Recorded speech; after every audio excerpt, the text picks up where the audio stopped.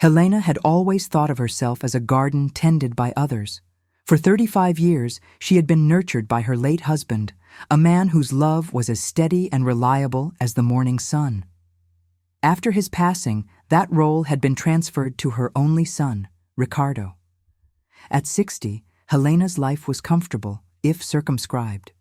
She lived in the beautiful home her parents had gifted her, a home now legally in Ricardo's name.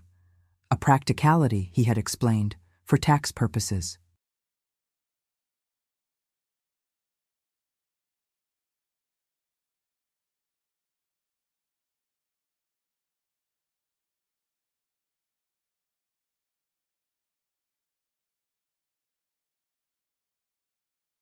Her finances were managed by him through a joint account, her expenses paid by a supplementary credit card he provided. She was, in every sense of the word, dependent. She had accepted this arrangement not out of weakness, but out of love and trust. Ricardo was her son, her world. She had poured her life into raising him, and now, in her twilight years, she allowed him to care for her. It was, she believed, the natural order of things.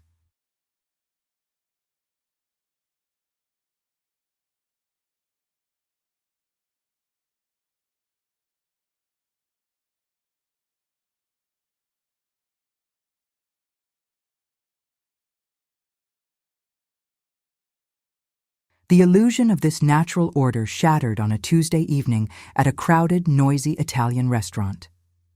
It was a family dinner to celebrate her granddaughter Sophia's 8th birthday.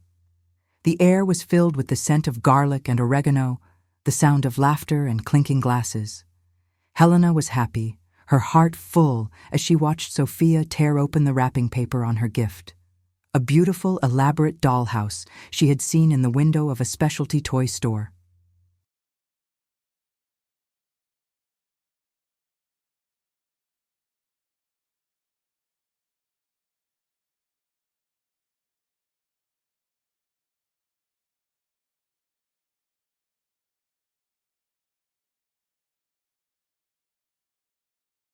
It was more expensive than what she usually spent, a splurge, but Sophia's gasp of pure, unadulterated joy made every penny worth it.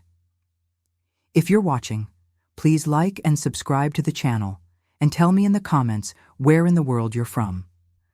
Across the table, however, her daughter-in-law, Simone, was not smiling. Simone, a woman whose ambition was as sharp and polished as her designer handbag, watched the scene with a tight, disapproving frown.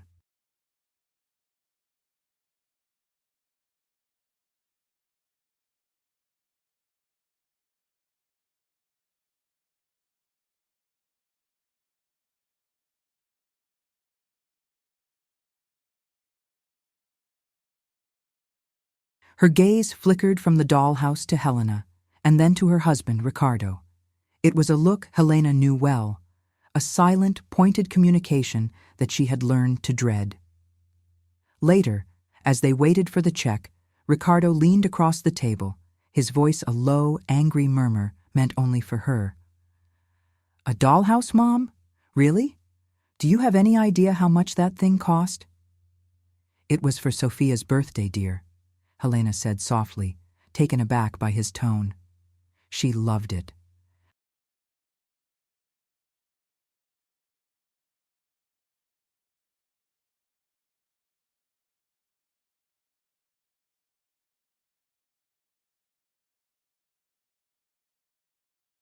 "What Sophia loves is not the issue," he hissed, his face hardening. "You are spending too much. Simone is not happy. We work hard for our money, and you treat it like it grows on trees." The words were a physical blow. Helena felt the color drain from her face. She had never thought of it as his money. It was family money, a continuation of the life her late husband had provided. But in that moment, she saw the truth with brutal clarity. It was not her money. She had none.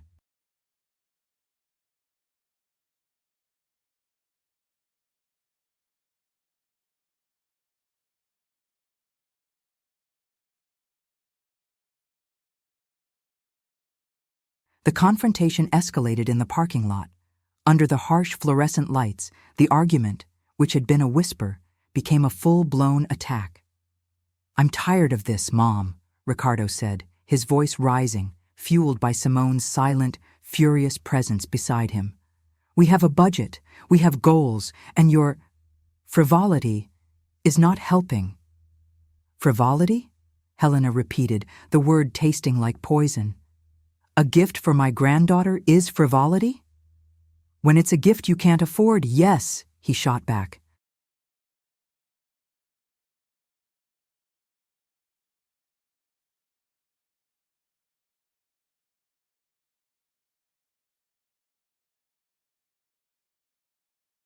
He reached into his wallet and pulled out the supplementary credit card, her only access to funds. "This is over," he said, his eyes cold. He took a pair of scissors from the glove compartment of his car, a bizarre, almost theatrical detail that would haunt her, and right there in the sterile glare of the parking lot, he cut the card in half. He dropped the 2 useless pieces of plastic at her feet. "My," he said, the word now a weapon, not a term of endearment.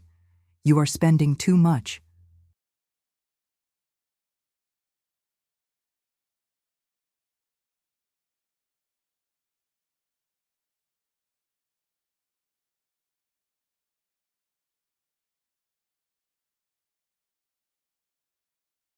"Simone is not happy. Learn to live without my money." He got in the car with his wife, who gave Helena one last, triumphant look before they sped off, leaving Helena standing alone, the 2 halves of her financial life lying on the stained asphalt. The humiliation was absolute, a cold, suffocating blanket. She was not a mother, not a grandmother. She was a dependent, a burden, and she had just been cut off.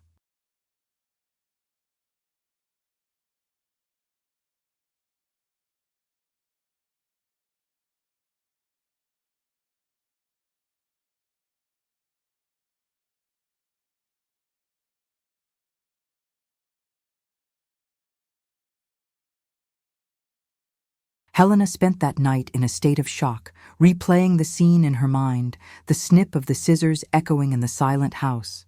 The grief and shame were a physical weight, pressing down on her chest. But as the first, pale light of dawn crept through her window, something else began to stir within her. A memory, a promise, a phone number she had not dialed in 30 years.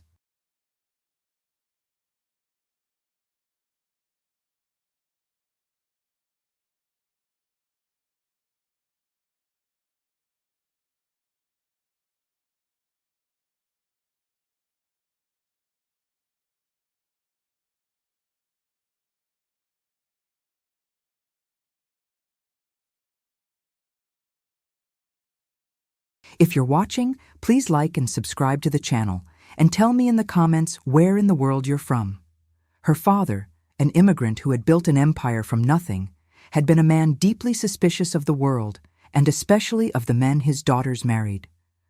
On his deathbed, he had made her memorize a number. "If you ever find yourself in need," he had whispered, his voice a dry rustle, "if you ever find yourself alone and without help, you call this number."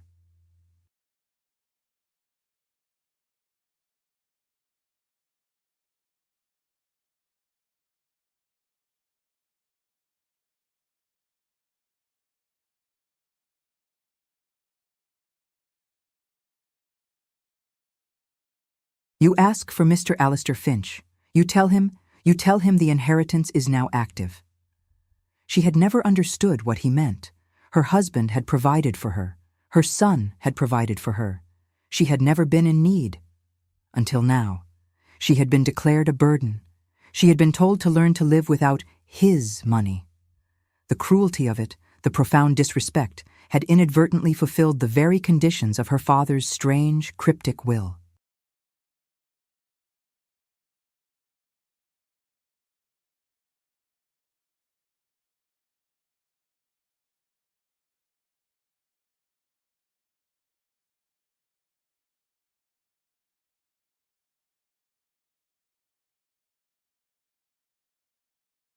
She was, for the first time in her life, financially destitute and utterly abandoned by her immediate family. She walked to the old rotary phone in her study, a relic from another time.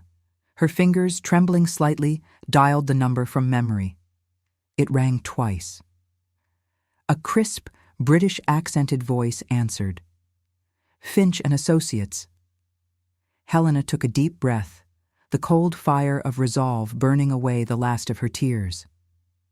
"My name is Helena," she said, her voice clear and steady.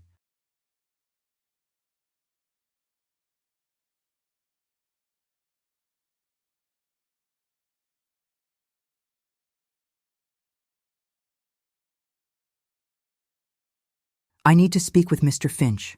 Please tell him. The inheritance is now active." The game had just changed. Ricardo and Simone had no idea, but their petty act of cruelty had not cut Helena off. It had just unlocked the door to a fortune beyond their wildest dreams. Helena was about to learn to live without her son's money, and it was going to be a lesson he would never forget.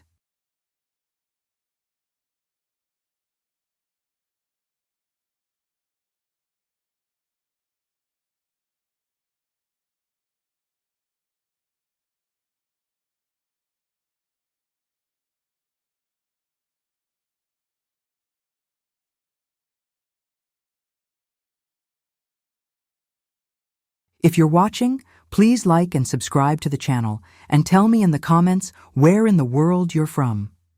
The man on the other end of the line, whose voice was as dry and crisp as autumn leaves, did not sound surprised.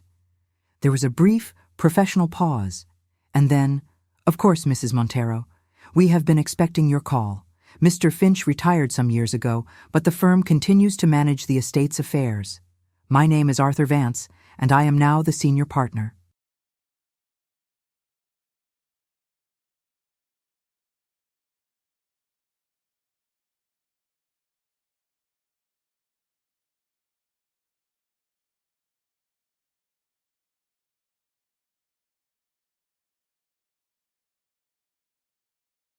I was Mr. Finch's protege. He prepared me for this eventuality. The calm, matter-of-fact tone was both reassuring and deeply unsettling. An entire infrastructure had been lying dormant, waiting for this specific, terrible moment in her life. What happens now?" Helena asked, her voice a near whisper. "Now," Mr. Vance replied, "we execute your father's final wishes. The primary condition of the will has been met. Can you be at our offices in London in 2 days' time?" London.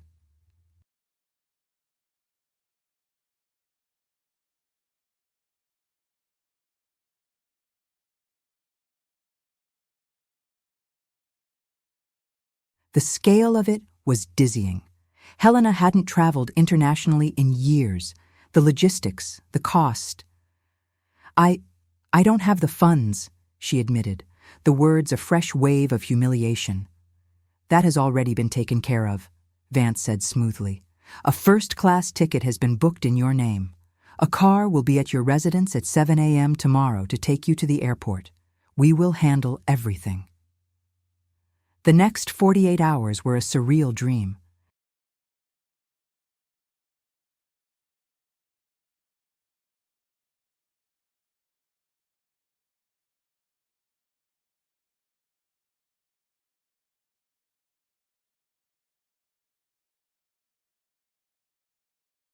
Helena moved through the motions of packing a small suitcase as if she were watching herself in a movie. She told no one where she was going. What could she say? "My son cut up my credit card, so I'm flying to London to claim a mysterious, secret inheritance?" It sounded like the plot of a ridiculous novel. The law offices of Finch and Associates were located in a stately, discreet building in Mayfair.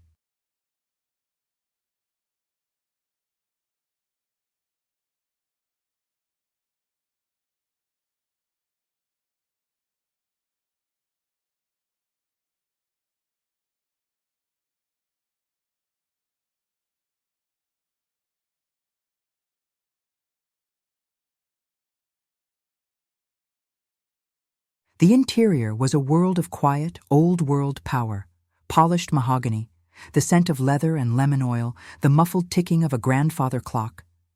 Helena, in her simple traveling clothes, felt utterly out of place. Mr. Vance was a tall, impeccably dressed man in his late 50s with sharp blue eyes and an air of quiet competence. He led her into a large, book-lined boardroom. On the massive table was a single, thick, leather-bound document.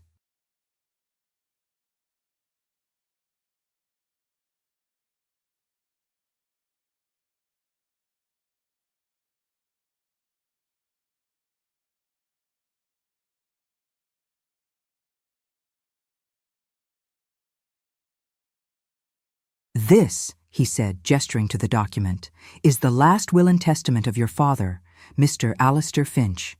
The conditions were, as you know, quite specific." He opened the will and began to explain. Helena listened, her mind struggling to comprehend the sheer scale of what her father had done. He had not just left her money.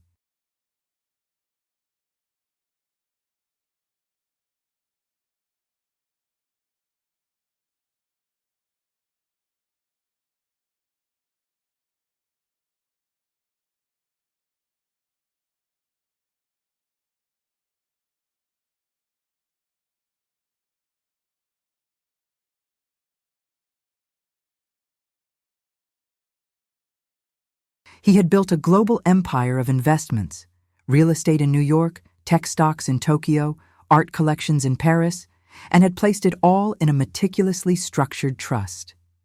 The trust had been managed and grown by Finch and Associates for 30 years, its existence a secret from everyone, including the tax authorities of several countries, through a labyrinth of offshore accounts and holding companies.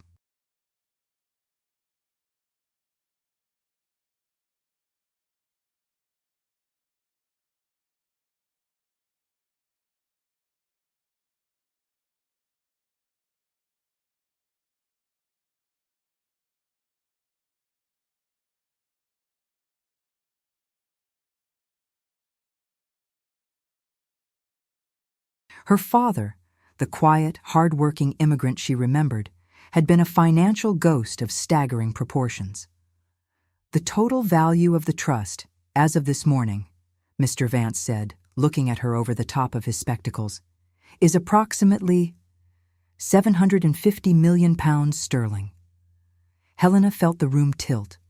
The number was so vast, so astronomical, that it didn't feel real. It was a concept, not a sum of money.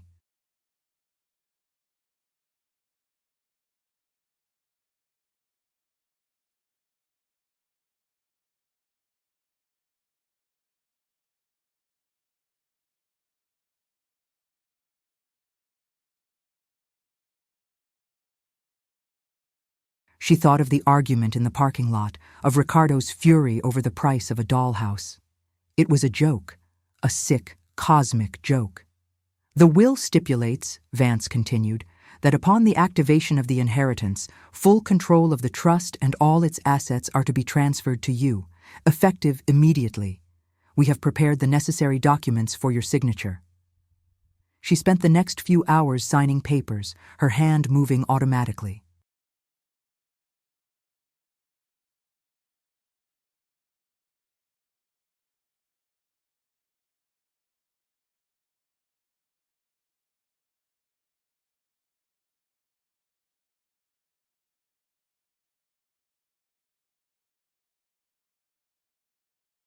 She was now, on paper, one of the wealthiest women in the world, but she felt nothing.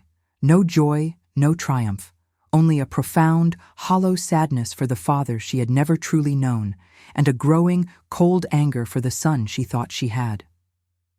Before she left, Mr. Vance handed her a new wallet. Inside was a collection of credit cards.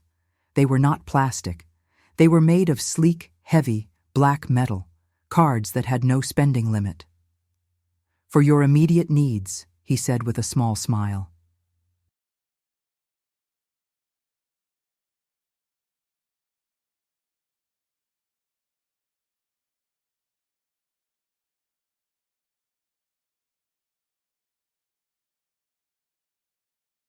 On the flight home, sitting in the hushed luxury of the first-class cabin, Helena looked out the window at the endless expanse of clouds below. She felt like a ghost, suspended between two worlds. The world she had known, a world of modest means, of dependence, of love and quiet routine, was gone forever. The world she was entering, a world of unimaginable wealth and power, was a foreign country.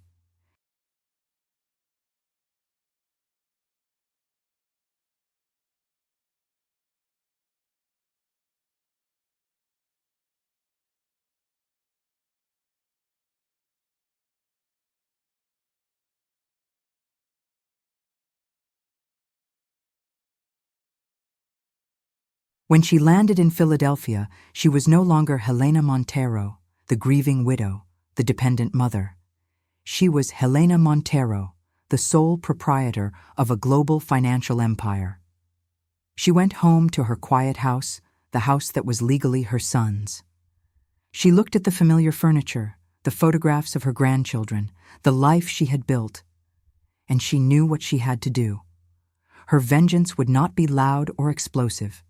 It would be quiet, precise, and devastating.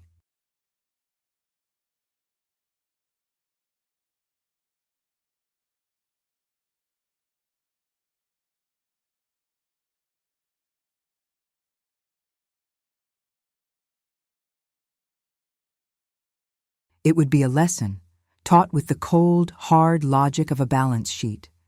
Ricardo had wanted her to learn to live without his money. She was about to teach him what it was like to live without hers. Helena's first act as a woman of immense, secret wealth was not to go on a shopping spree or to buy a new car. It was to sit down at her late husband's old dusty desk with a cup of tea and a fresh legal pad.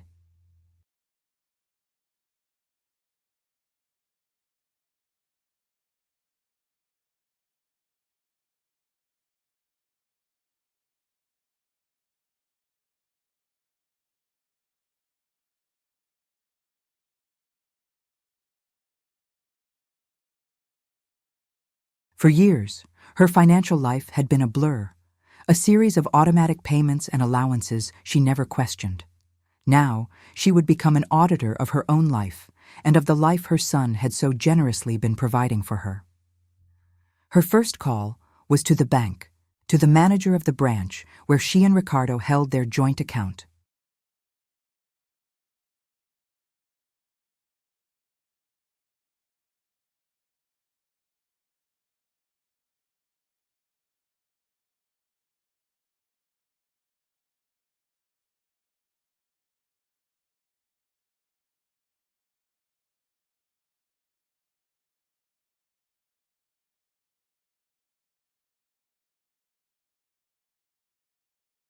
She identified herself and, with a newfound quiet authority in her voice, requested a full, detailed statement of the account's activity for the past 3 years. She also requested copies of all standing orders and direct debits associated with the account. The bank manager, accustomed to dealing with Ricardo, was initially hesitant, but Helena's calm, firm insistence and a casual mention of her new legal and financial advisors in London quickly changed his tone.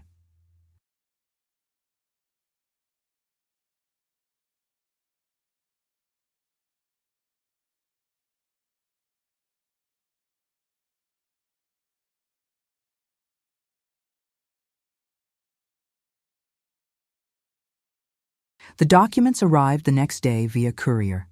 Helena spread them out on her dining room table, the sheer volume of paper a testament to the complexity of the web Ricardo had woven around her. With the meticulous precision of a librarian cataloging a new collection, she began to work. She knew what her own expenses were: the grocery bills, the small purchases at the local bookstore, the occasional lunch with friends. These were modest.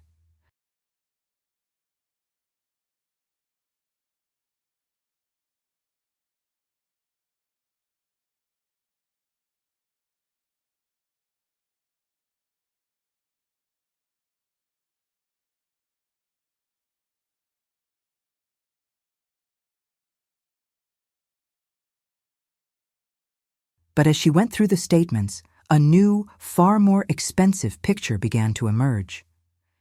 There were the monthly payments for the tuition at the prestigious private school her grandchildren attended. There was the premium for a high-end family health insurance policy that covered Ricardo, Simone, and the children.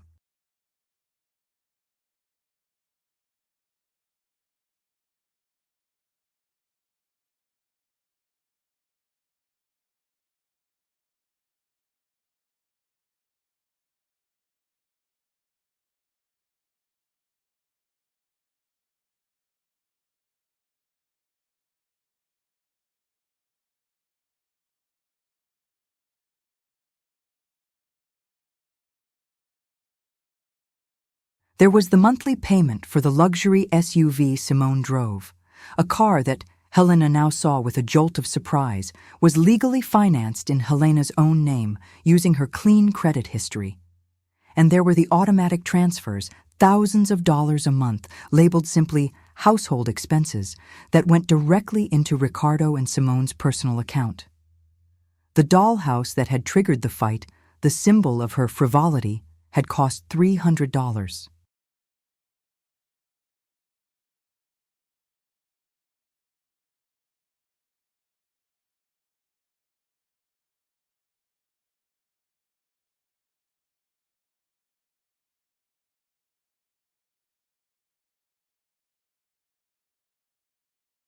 The monthly cost of her son's lifestyle, quietly subsidized by the joint account she thought was for her own support, was in the tens of thousands.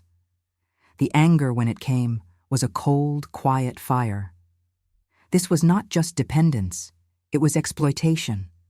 They had kept her in a state of perceived poverty, making her feel grateful for every small allowance, while they used her as a financial vehicle, a convenient source of funding for their lavish life.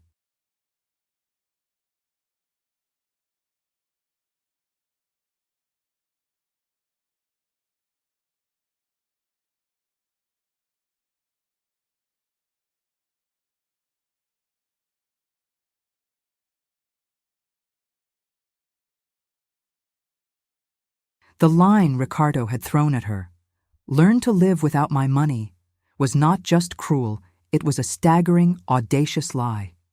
It had never been his money. It had always, in a very real sense, been hers, the legacy of the life her late husband had provided. And they had been draining it, all while making her feel like a burden. She spent the next 2 days on the phone. Her first call was to Mr. Vance in London. She explained the situation with the car, the insurance, the school fees.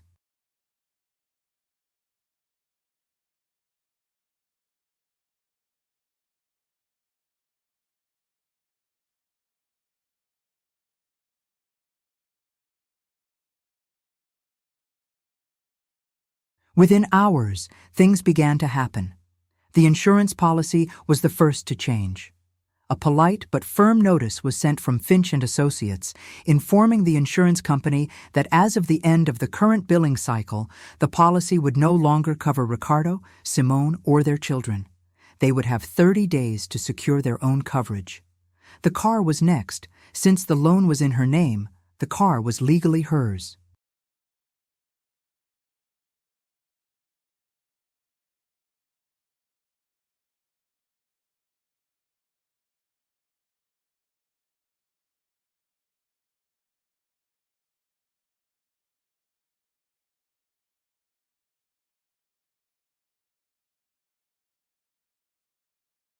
A formal request was sent to Ricardo for the immediate return of the vehicle. If the car was not returned, the full outstanding balance of the loan would be due immediately. The school was a more delicate matter. Helena would never punish her grandchildren. Instead, she arranged, through a new private trust, to pay for their tuition directly. But the payments would no longer come from the joint account.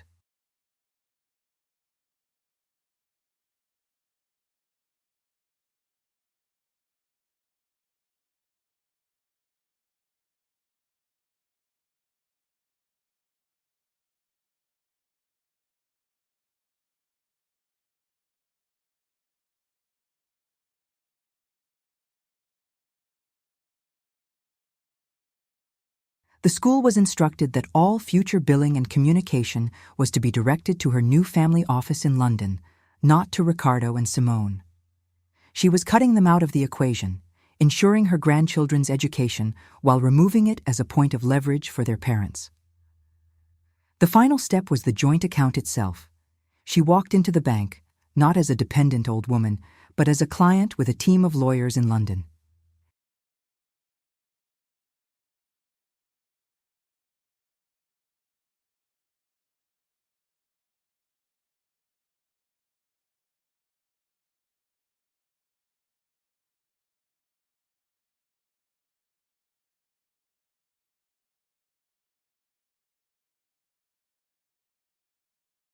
She met with the bank manager and instructed him to freeze the account and to reverse any pending automatic transfers to Ricardo's personal account.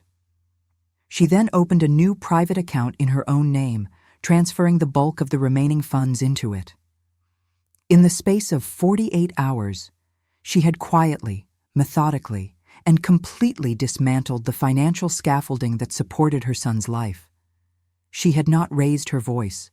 She had not made a single angry phone call.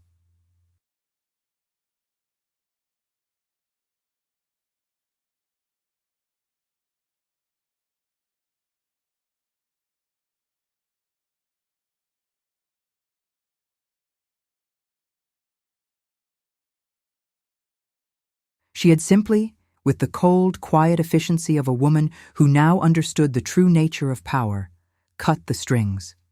She knew the fallout would be immense. It was only a matter of time before Ricardo and Simone realized that the river of money they had taken for granted had suddenly, inexplicably, run dry. The quiet audit was complete. The retribution was about to begin. The first sign that the financial taps had been turned off came not as a bang, but as a whimper.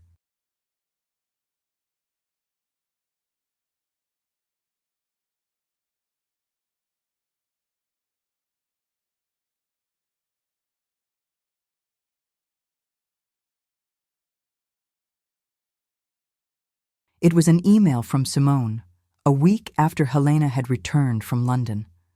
The tone was a masterclass in passive aggression. "Dearest Helena," it began, "I hope you are feeling better. We were so worried after our little disagreement.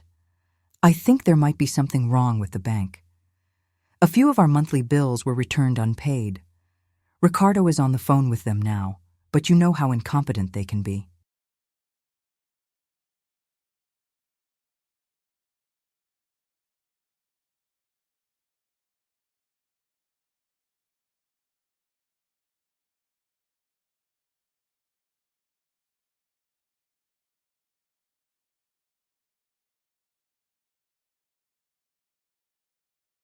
Just wanted to give you a heads up in case any of your own payments are affected. All our love, Simone." Helena read the email, a small grim smile touching her lips. The little disagreement, the feigned concern, the blame placed squarely on the incompetent bank. They had no idea. She typed a simple, brief reply. "Thank you for letting me know. I haven't had any issues. I hope you get it sorted out." And then she went back to her gardening.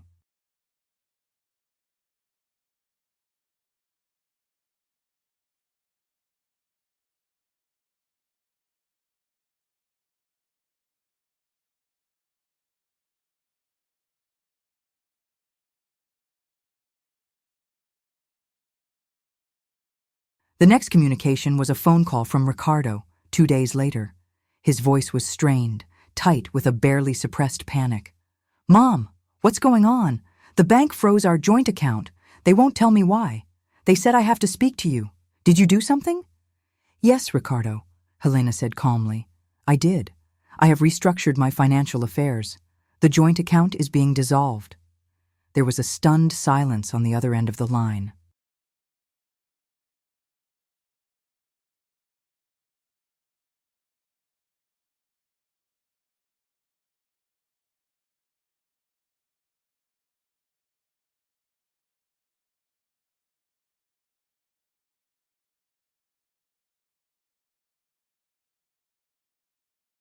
Restructured? What are you talking about? You don't have any financial affairs. I manage your affairs. Not anymore, Helena said, her voice as cool and clear as glass. I have decided to take a more active role in managing my own resources. Your resources? He scoffed, his panic turning to anger.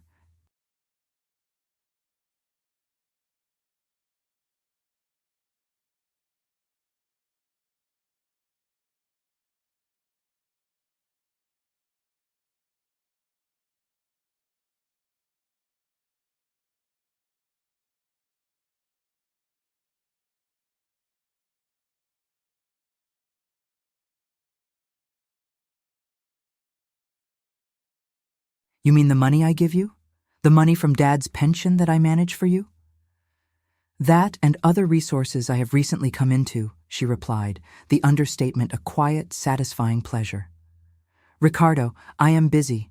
I have a meeting with my new financial team. I suggest you and Simone sit down and take a very close look at your own budget. It appears you may have been overestimating your income. She hung up before he could reply.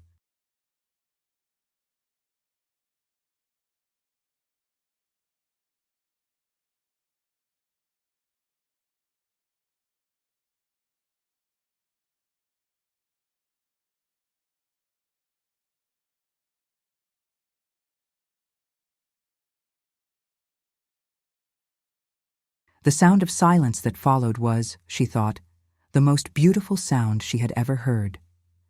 The true explosion came a few days later, after the letters from the insurance company and the car dealership arrived at their sprawling suburban home. This time, it was not a phone call, but a full-blown siege. Ricardo and Simone appeared on her doorstep, their faces thunderous.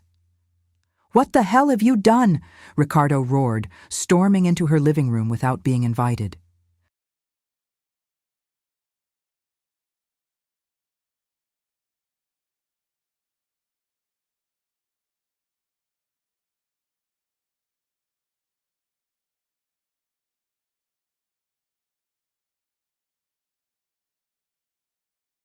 Simone followed, her face a mask of cold fury. "You canceled our health insurance? You're repossessing our car? Have you lost your mind?" Helena did not rise from her armchair. She simply looked at them, her expression one of quiet, unruffled calm. "I did not cancel your health insurance," she said evenly. "I simply stopped paying for it. It is, after all, your responsibility. And I am not repossessing your car."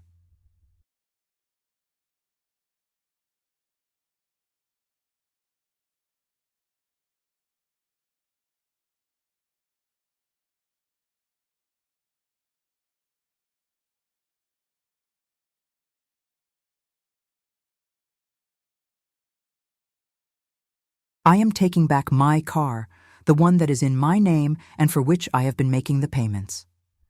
"This is insane," Simone shrieked, her carefully constructed facade of elegance cracking. "You're trying to ruin us, after everything we've done for you." This was the moment Helena had been waiting for, the moment of their self-righteous, unearned indignation. She had prepared for it. On the coffee table in front of her was a slim, leather-bound folder. She opened it.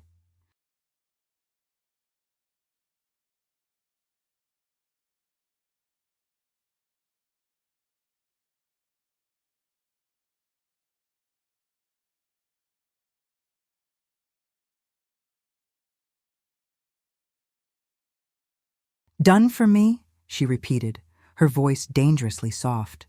She took out the first piece of paper. It was a neatly printed spreadsheet. "Let's talk about what you have done for me." According to the bank records, over the past 3 years, the total cost of my personal expenses, my food, my clothes, my so-called frivolous gifts for my grandchildren, has averaged approximately $2,000 a month. She then took out a second piece of paper.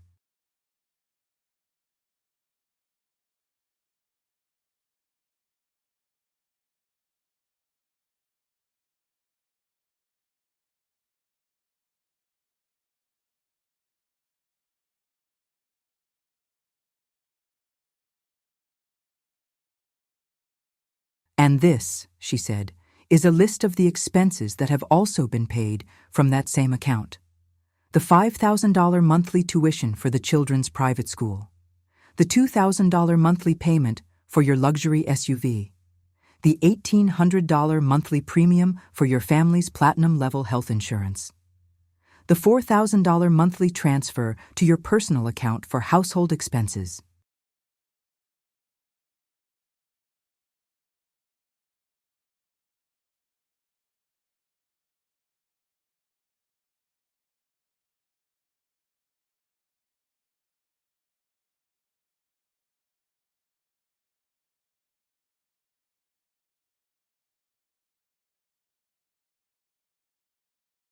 The total, on average, comes to just under $13,000 a month.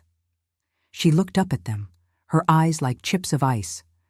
"So you see, I have not been living on your money, Ricardo.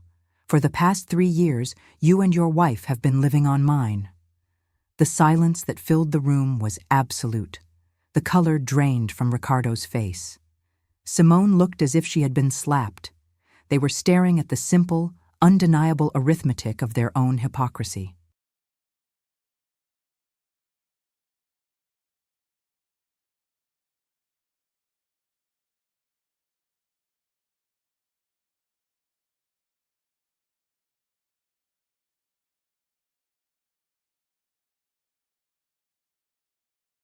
"I have taken your advice," Helena said, her voice a quiet, devastating final blow. "I have learned to live without your money. The question is, can you?" The confrontation left a vacuum in its wake. Ricardo and Simone, stripped bare by the cold, hard numbers of their own financial hypocrisy, had no defense. They stumbled out of Helena's house, not with anger, but with the dazed, hollow-eyed look of people who had just seen their entire world reconfigured.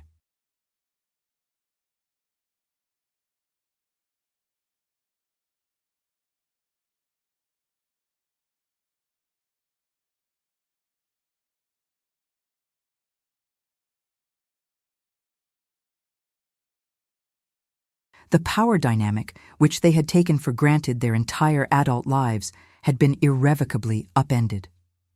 In the days that followed, Helena expected a new wave of attacks, perhaps legal challenges or emotional blackmail.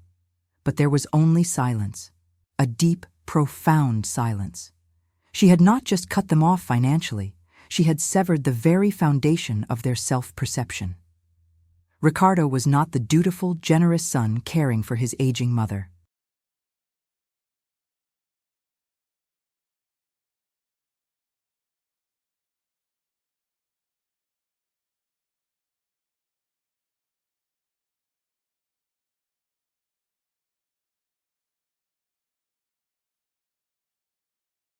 Simone was not the long-suffering wife, patiently tolerating her mother-in-law's extravagances. They were, as the balance sheet so clearly showed, dependents, parasites. The realization was so shameful, so complete, that it left them speechless. Helena, for her part, did not revel in her victory. There was a quiet, grim satisfaction, but no joy. This was her son, the boy she had raised, the man she loved.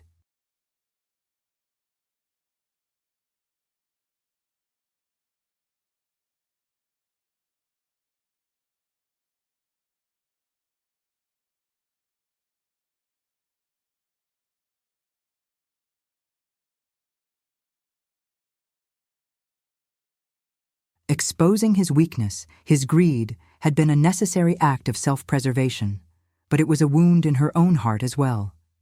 She used the quiet to continue her work. She finalized the legal separation of all her assets. The house, which had been a gift from her parents, had been put in Ricardo's name years ago for estate planning purposes, a decision made by her late husband. Reclaiming it would be a legal battle, one she was prepared for, but one she hoped to avoid.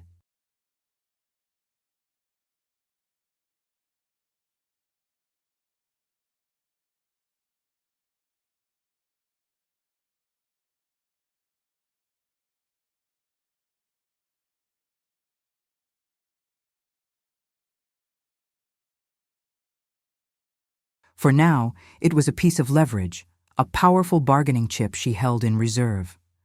Her focus shifted from retribution to construction. She was a woman of immense wealth, and she needed to learn how to wield it. She spent her days on video calls with Mr. Vance and his team in London. They walked her through the labyrinthine structure of her father's trust. It was a global education in finance, a world she had only ever glimpsed from the outside.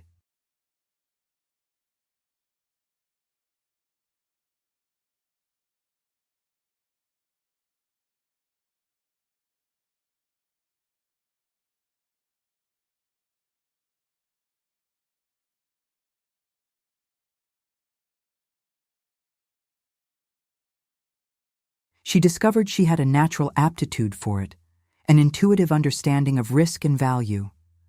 The skills she had honed as a homemaker, budgeting, planning, managing resources, were, she realized, the same skills required to manage an empire, just on a vastly different scale. She also began to rediscover herself. For the first time in her life, she had complete autonomy. She bought the things she had always quietly desired, but had never felt she could justify.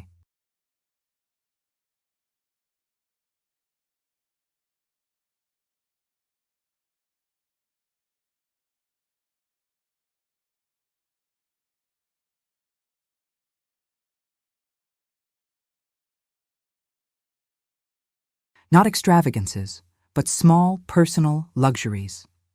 A set of first edition novels by her favorite author, a professional grade set of gardening tools, a beautiful handcrafted fountain for her garden. She booked a trip, not to an expensive resort, but to a small, quiet village in the English countryside she had always dreamed of visiting. These acts were not about spending money. They were about exercising choice.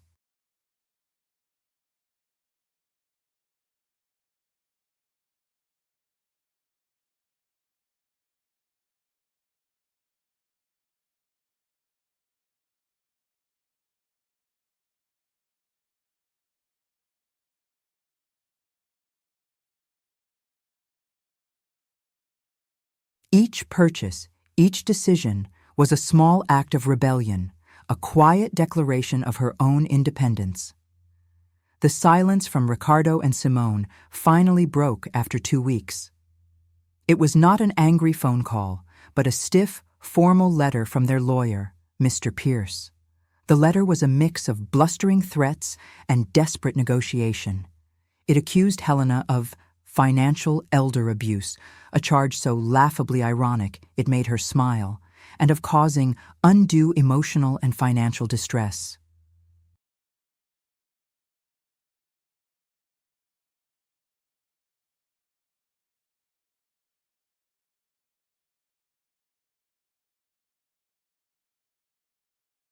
It then pivoted to a proposal.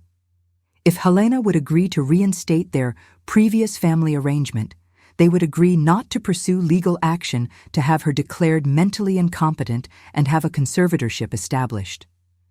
It was a clumsy, desperate bluff, and Helena saw it for what it was. But it was also an opening, a chance to set the terms of their new reality. She did not reply directly.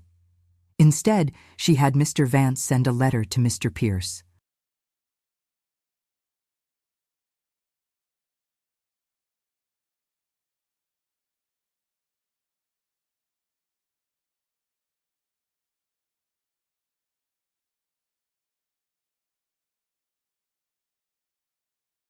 The letter was a masterpiece of cold, corporate legalism.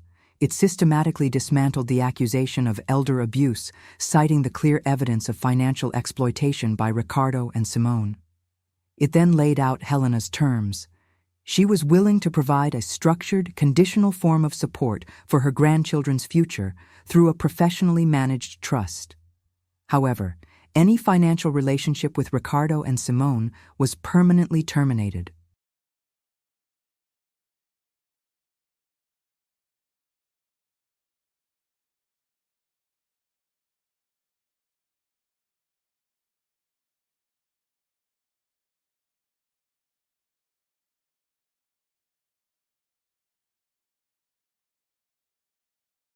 And then came the final, devastating paragraph. Furthermore, the letter stated, regarding the matter of the primary residence at 125 Elm Street, as you know, the property is legally in Mr. Montero's name. However, given Mr. and Mrs. Montero's recent, documented concerns about Mrs. Helena Montero's financial judgment and their stated desire to protect the family's assets, my client has come to believe that it is no longer appropriate for her to reside in a property that is not her own.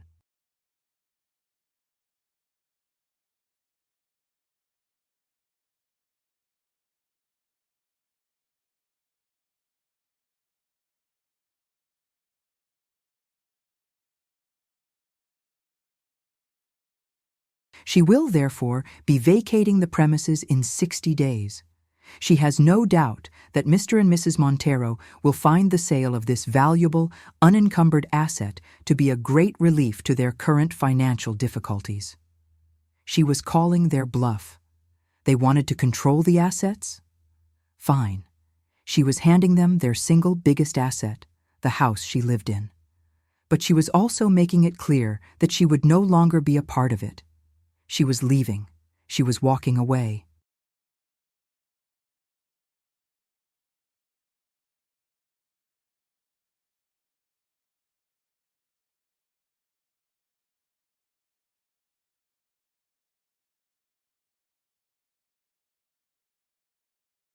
And she was taking her secret, global empire with her. The balance sheet had been rewritten. The new terms were on the table. It was their move. The response to Mr. Vance's letter was not a legal counteroffer. It was a panicked late-night phone call from Ricardo. The bluster was gone, replaced by a raw, desperate fear. "You can't be serious, Mom," he said, his voice cracking. "You're going to move out? Where will you go?" "I have made my own arrangements," Helena replied calmly.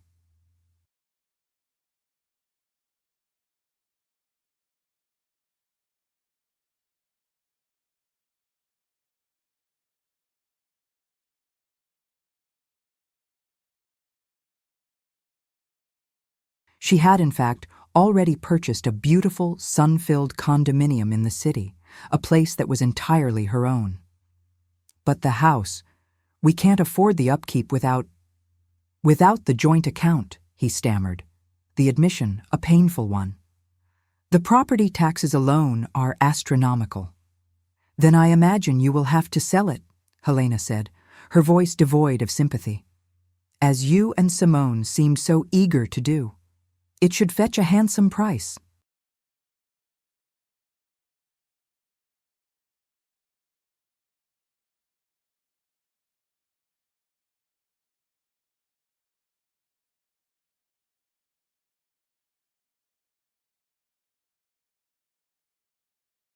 "That should be more than enough to solve your current financial difficulties."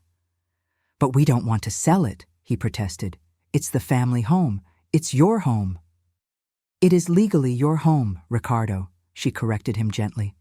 "A fact you and your wife were quick to use as leverage against me. You cannot have it both ways. You cannot claim ownership and control while simultaneously expecting me to bear the financial and emotional burden of it."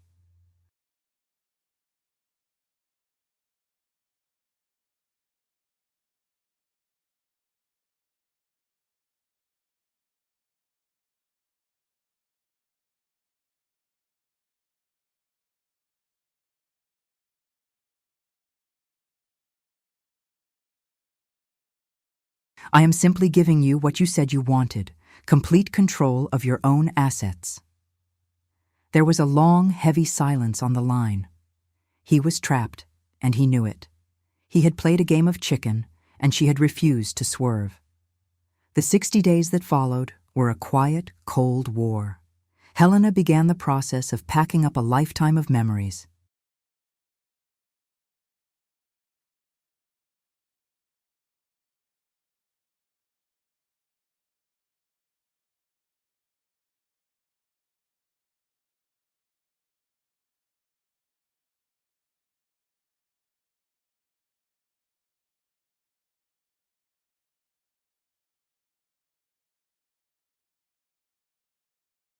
Each object, a faded photograph, a piece of her late husband's pottery, a drawing from her grandchildren, was a painful reminder of the life that had been shattered.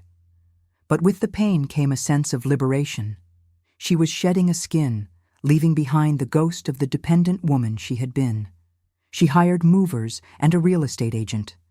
She put the wheels in motion for her departure, her actions calm, methodical, and inexorable. Ricardo and Simone, meanwhile, were in a state of freefall.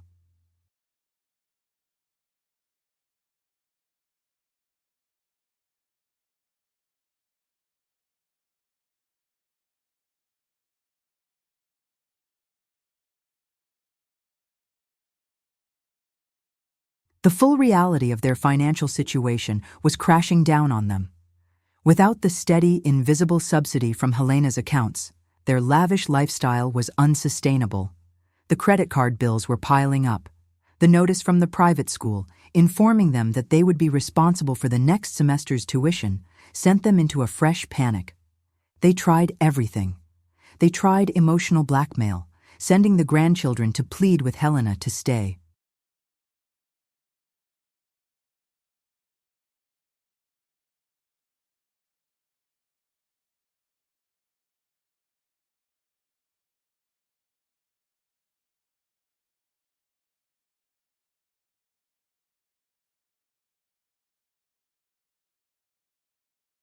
She was warm and loving with the children, taking them for ice cream and trips to the park, but she was unmovable on the subject of the house. "Nana Bea is just moving to a new, sunnier home, my darlings," she would say, and that was that. They tried aggression, with Simone leaving a series of furious, rambling voicemails accusing Helena of being a cruel, vindictive old woman. Helena listened to them once, then deleted them without reply.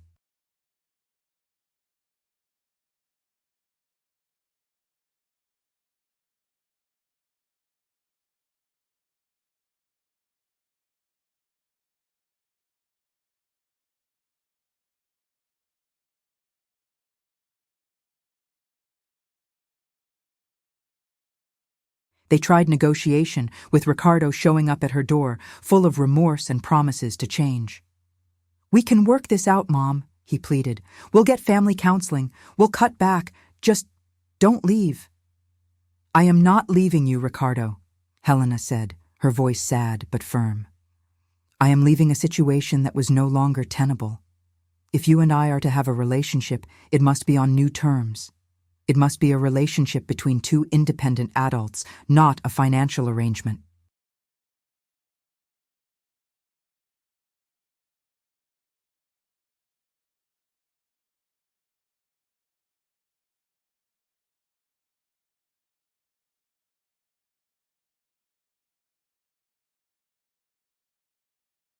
And that can only happen once you are standing on your own 2 feet.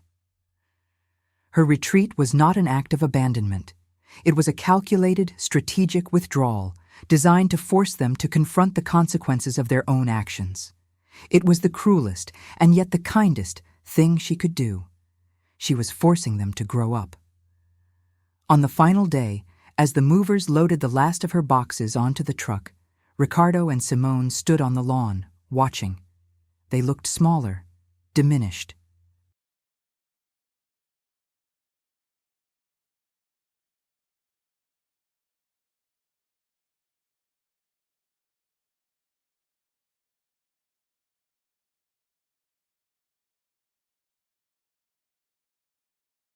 The arrogance was gone, replaced by a look of bewildered desperation. Their bluff had been called, and their world was collapsing. "So, this is it?" Ricardo asked, his voice hollow. "You're really leaving?" Helena turned, her hand on the door of the car that would take her to her new life. She looked at her son, at the man he had become, and at the boy she remembered, and her heart ached. "I told you, Ricardo," she said softly. "I have learned to live without your money."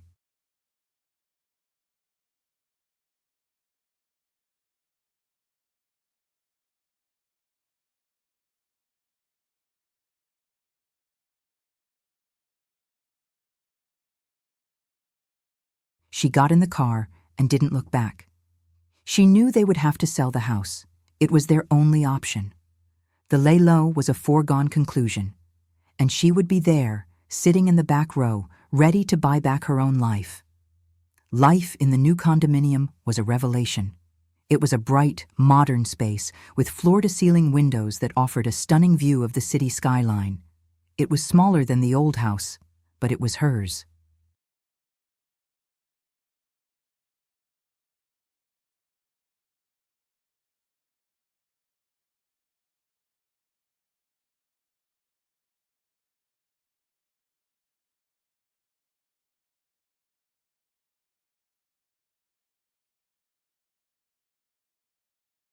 Every piece of furniture, every book on the shelves, every painting on the wall had been chosen by her, paid for by her. The silence in the apartment was not the heavy, lonely silence of her old life. It was a clean, peaceful silence filled with possibility. Helena spent the next few weeks settling in, but her primary focus was on the upcoming lay-low of her old home. It was a painful prospect, seeing the home she had lived in for 40 years put on the auction block.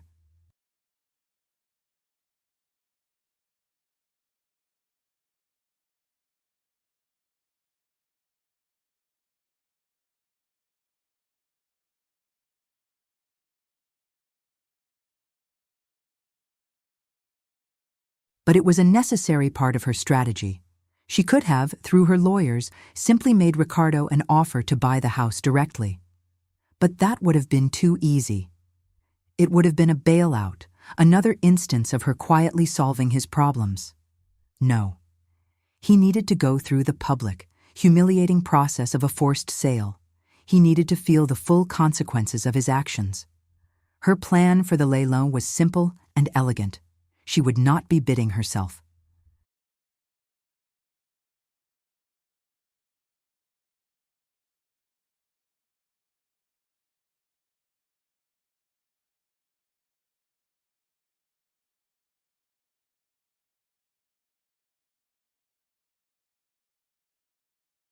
That would be too obvious, too theatrical.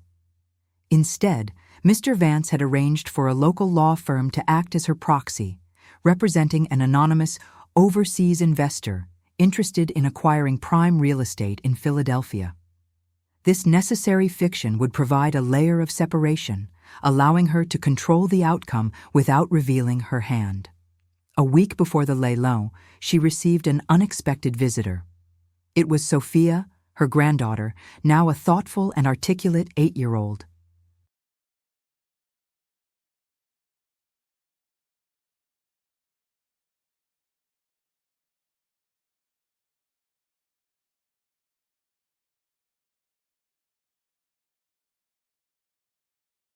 Simone had dropped her off, a strained, silent interaction in the lobby of the building. "Mom said I should come and see your new place," Sophia said, looking around the bright apartment with wide eyes. "It's very white." Helena laughed. "I'm still working on the decorating." They spent the afternoon together, baking cookies and playing games. But Helena could tell something was weighing on the little girl's mind.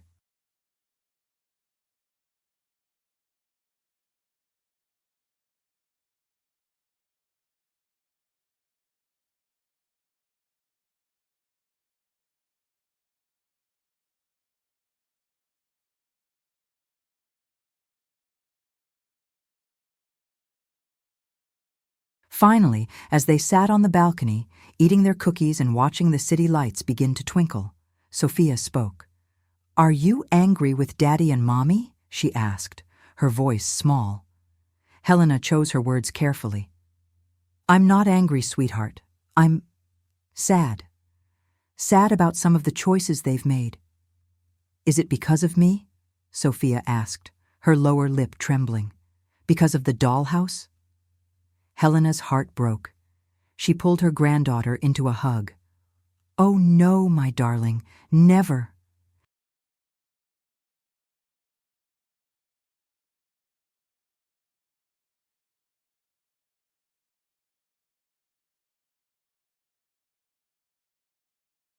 It was never about the dollhouse.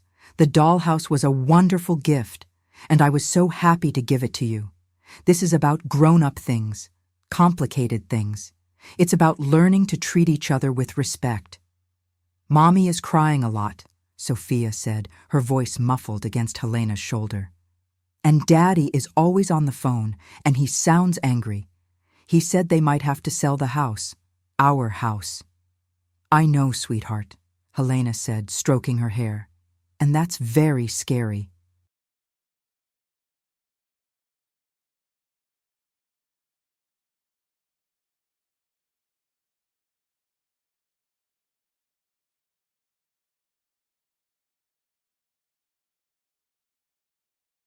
But I want you to know, no matter what happens, that I will always be here for you. Your school is taken care of. Your future is safe. I have made sure of it. She explained in simple terms about the special savings account she had set up for her and her brother, the Future Fund. She didn't talk about the scale of it, but she made it clear that it was a promise, a guarantee that their lives would not be disrupted.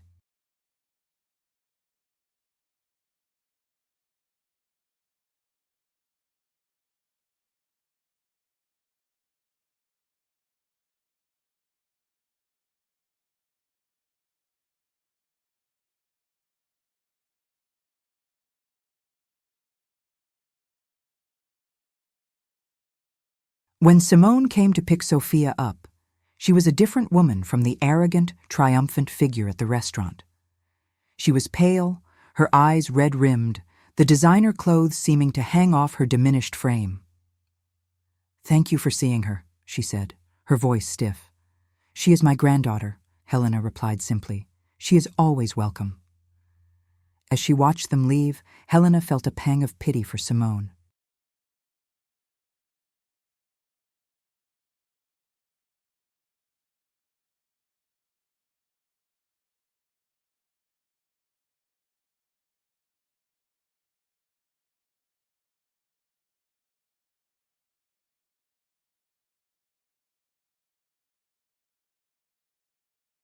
She was a woman who had built her entire identity on a foundation of wealth and status, and that foundation was now crumbling beneath her feet.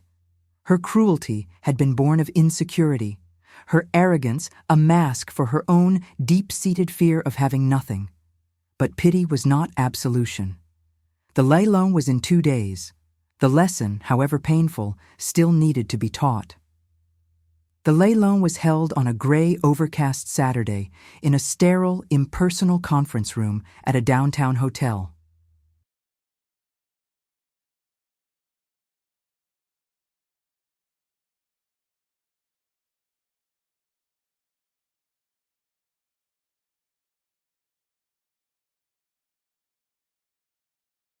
The room was filled with a mix of serious-looking real estate developers, calculating investors, and a few hopeful families looking for their dream home.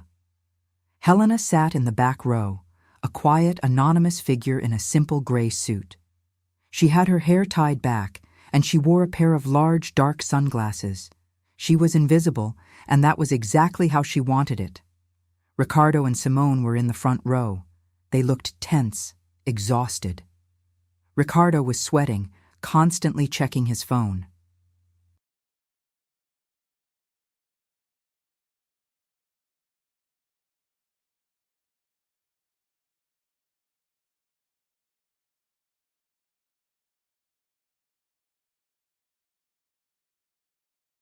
Simone sat ramrod straight, her knuckles white as she clutched her purse, her face a mask of barely controlled panic. This was the moment that would either save them or condemn them. They needed the house to sell, and to sell for a high price, to pay off the debts that were suffocating them. The auctioneer, a fast-talking man with a slick smile, began the proceedings. He described the property in glowing terms, the prime location, the historic charm, the sprawling grounds.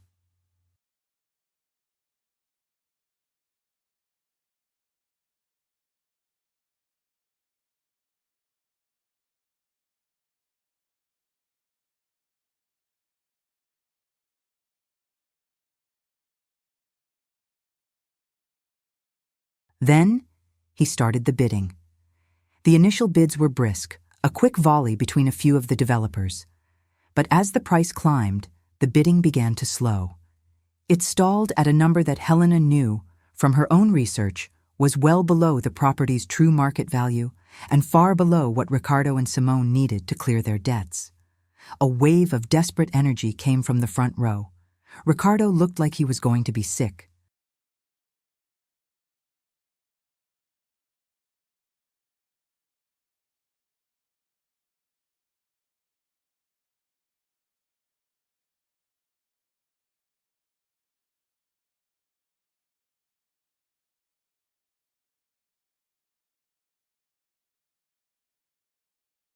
"Do I have any further bids?"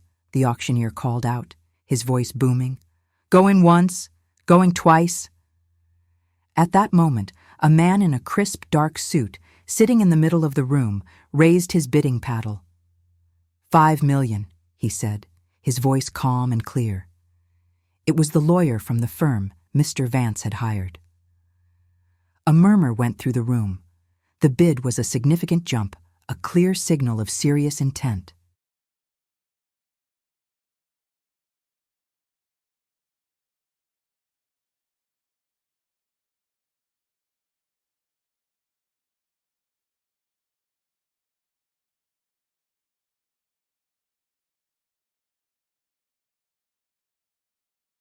One of the developers tried to counter, but the lawyer immediately topped his bid without hesitation. The developer shook his head and dropped out. It was now a one-horse race. The lawyer made a final, decisive bid, a number so high it drew gasps from the crowd. "Sold!" the auctioneer cried, banging his gavel. "To the gentleman in the 5th row, representing an anonymous client." A wave of relief so powerful it was almost visible washed over Ricardo and Simone. They had done it.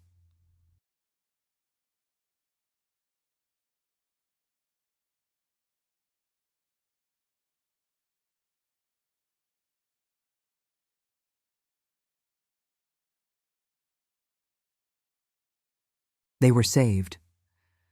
Ricardo let out a shaky breath and sagged in his chair. Simone managed a weak, watery smile. They turned to each other, a shared, desperate victory in their eyes. The lawyer stood up, collected his paperwork, and began to walk toward the back of the room to finalize the sale. As he passed Ricardo and Simone, he gave them a polite, professional nod. They nodded back, beaming, their saviors passing by. But he didn't stop at the exit.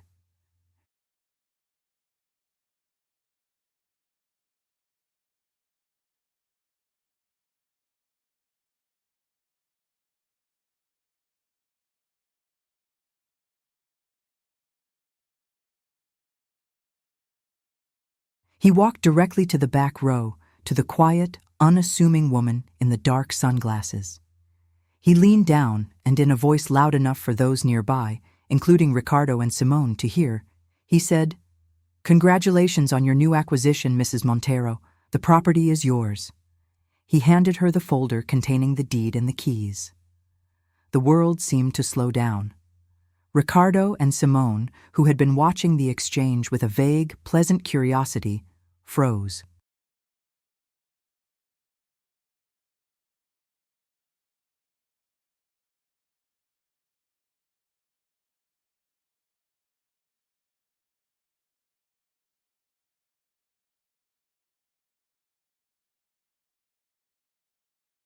Their smiles evaporated, replaced by identical masks of pure, uncomprehending shock. The anonymous client, the overseas investor. It was her. Helena stood up, taking her time. She removed her sunglasses, her eyes cool and clear. She took the folder from the lawyer. Then she walked forward, down the aisle, toward her son and daughter-in-law, who were still frozen in their chairs, staring at her as if she were an apparition. She stopped in front of them. She didn't say a word.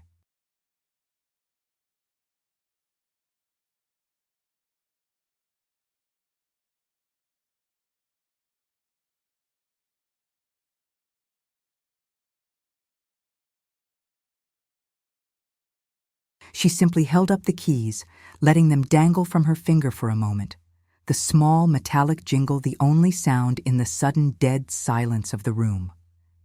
It was the key to the house they had tried to take from her, the house she now owned outright.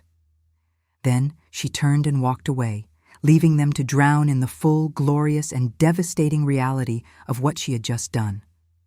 She had not just bought a house.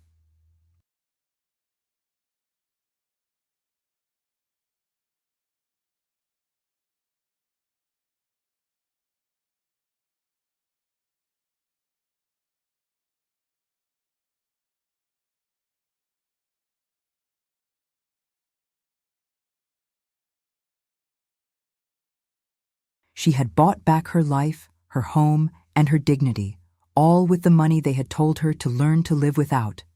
The lesson was complete. The aftermath of the Lelo was not a fiery confrontation, but a slow, quiet implosion. Ricardo and Simone were utterly broken. They had not only lost the financial lifeline they were counting on, but they had been publicly, masterfully, and silently humiliated.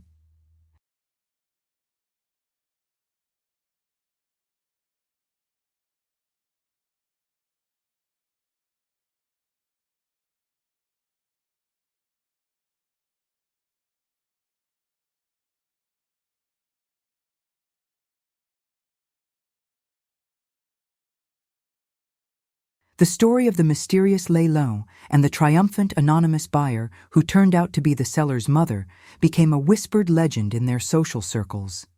They were a laughingstock, a cautionary tale.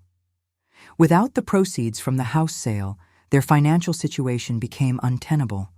The company, which had been teetering on the edge, finally collapsed into bankruptcy. The creditors took everything.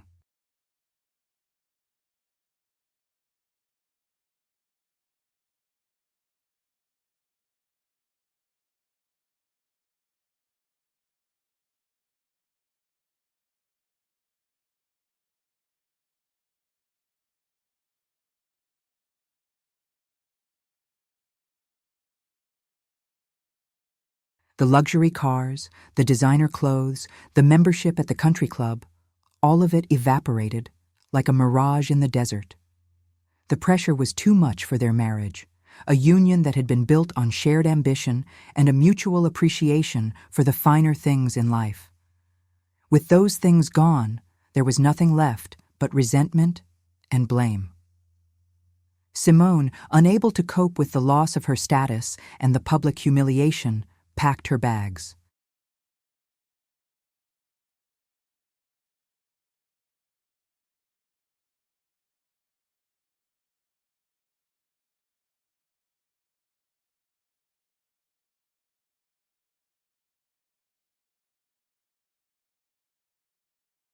She left Ricardo a short, brutal note that essentially blamed him for his weakness, for his inability to control his own mother. And then she was gone, disappearing from their lives as completely as their fortune had. Ricardo was left with nothing. He lost his company, his wife, his home, and most painfully, the respect of his mother and his children. He was forced to move into a small, shabby, rented apartment, a world away from the sprawling suburban home he had grown up in.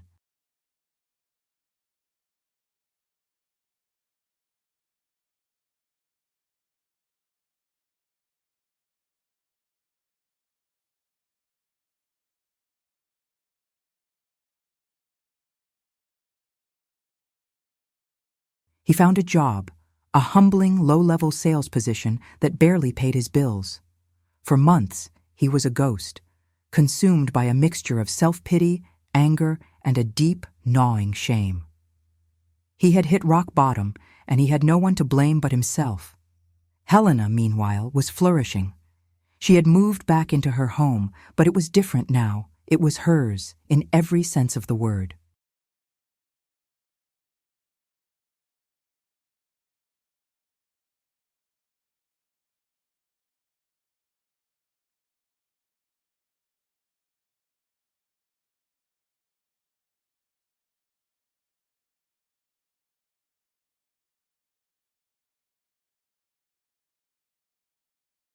She began to renovate, to redecorate, to fill the rooms not with the ghosts of the past, but with the light of her own future. She traveled. She took classes. She began to build a new life, a life of her own design. She also finalized the creation of the foundation she had been planning.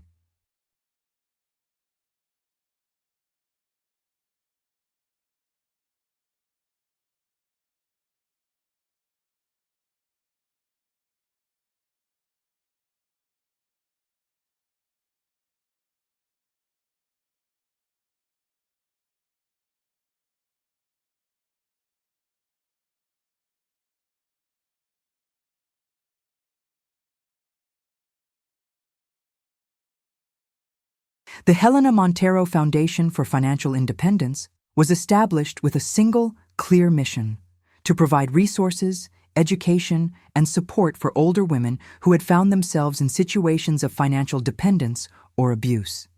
She used her own story, anonymously, as the foundation's guiding principle. She held workshops, provided grants, and created a community for women who, like her, were learning to reclaim their power.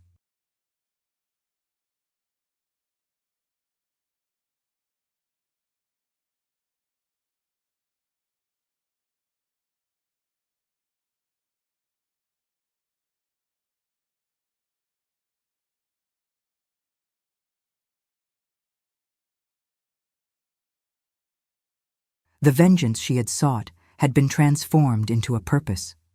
One afternoon, about a year after the Les Lons, her doorbell rang. It was Ricardo. He looked older, thinner. The arrogant confidence was gone, replaced by a weary, humbled sadness. He was not there to ask for money. He was holding a small, slightly wilted bouquet of flowers. I don't know what to say, Mom," he began, his voice choked. "Except that I am sorry. I was a fool. I was a weak, arrogant fool."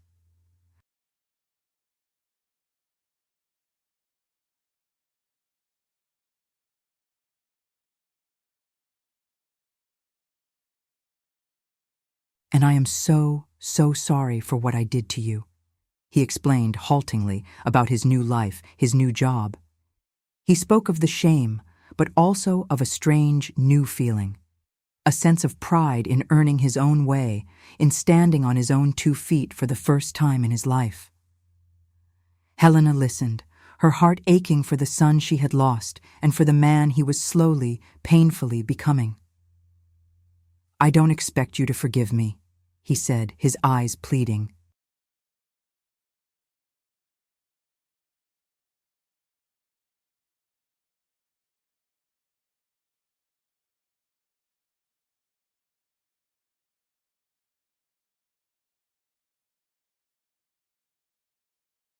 "But I hope that one day I can earn back your respect, and I can be a father my children can be proud of."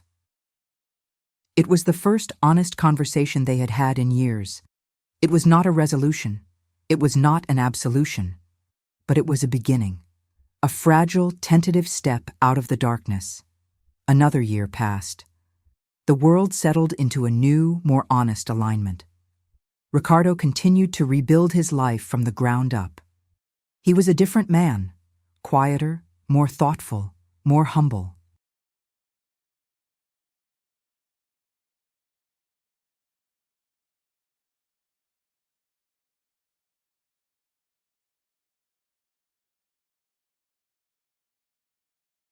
He saw his children on weekends, and their relationship, free from the toxic influence of Simone and the pressure of a lavish lifestyle, began to heal.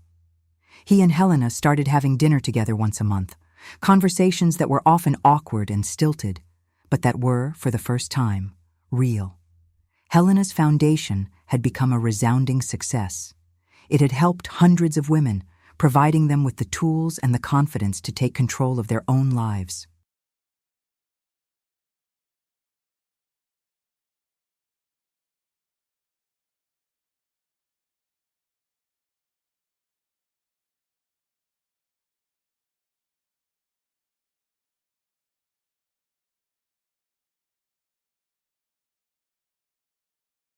Helena had found a new calling, a purpose that gave her more satisfaction than any stock portfolio or real estate holding. She had become a quiet force in the philanthropic world, her name synonymous with empowerment and second chances. The final scene of the story takes place on Sophia's 10th birthday. The party is not at a fancy restaurant or a lavish venue. It is a simple, happy affair in the backyard of Helena's home.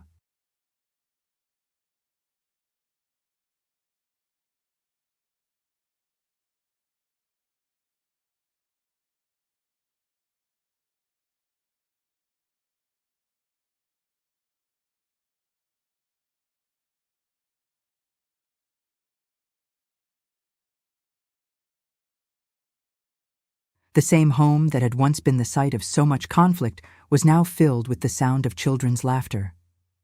Ricardo is there, grilling hot dogs. He looks content, at peace in a way Helena has never seen him.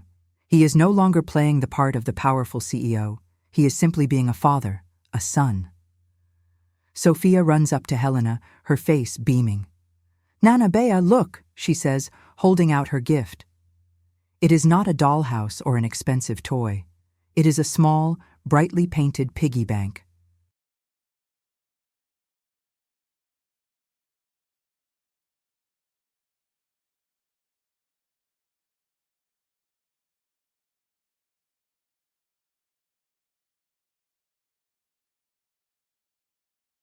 "Daddy and I have been saving," she says proudly, "for my future fund." Ricardo catches Helena's eye from across the yard and gives her a small, grateful smile. He is teaching his daughter the lesson he had to learn the hard way, the value of earning your own way, of building your own future. Later, as the party winds down, Helena sits on the porch, watching the fireflies begin to blink in the twilight. Ricardo comes and sits beside her. "Thank you, Mom," he says softly. "For what?" she asks.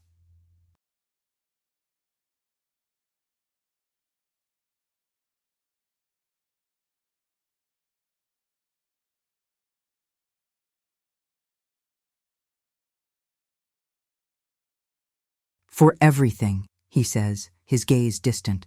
"For not giving up on me. For cutting up the credit card." He lets out a small, self-deprecating laugh. "It was the cruelest and the kindest thing anyone has ever done for me." Helena looks at her son, at the man he has finally become. The anger she had felt, the need for vengeance, it is all gone, replaced by a quiet, profound love. Her revenge had not been about destroying him. It had been about forcing him to save himself.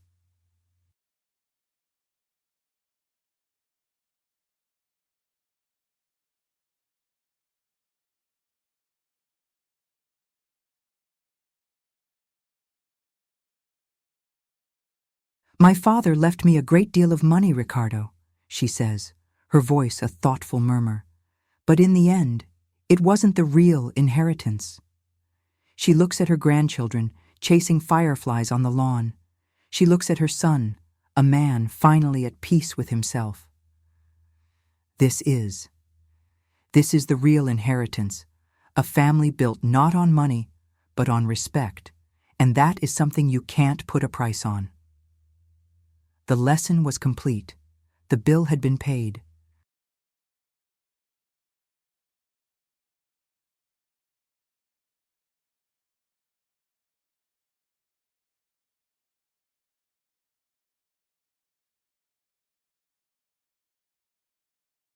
And the balance sheet of their lives, finally, was in the black. Thank you very much for watching. Share with those who also like stories, subscribe, and tell me in the comments if you liked my story. Cheers.